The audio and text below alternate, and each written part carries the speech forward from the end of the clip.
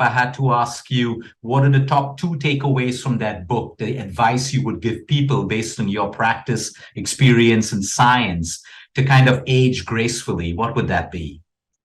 Well, what I always say is it's the small things that you do on a daily, the ordinary things that we do on a daily basis have an extraordinary effect on our health. As much as I think, the sleep, diet, exercise, stress reduction, the standard things are really, really important.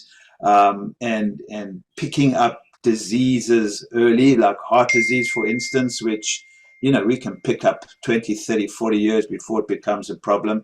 So all of that stuff is important, but don't forget those ordinary things, being grateful, being kind, not holding on to resentments.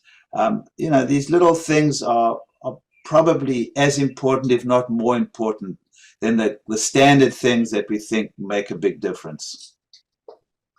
Dr. Frank, I'm actually smiling while you say this because there are so many longevity experts out there complicating the system, like you rightly said, and very rarely does someone talk about fulfilling relationships, gratitude, and all of these things.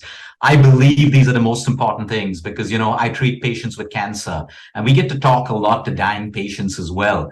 And when we ask them what was important in life, no one talks about money, no one talks about designation. They talk about relationships which were fulfilling, regret of lost love. I'm happy that you really, really mentioned that because, I have a couple of clients who are 100 years old right now, 101 and 95 years old. And when I speak to them, the commonalities I see are relationships. And many of them have gone through the second and third marriage, but they found fulfillment in every relationship. And the little things that make them happy, some of them have stents in their heart, but they're living happily. And I believe sleep is important, nutrition, like you said, but I really think fulfillment and, deep relationships is what really cuts it at the end of the day.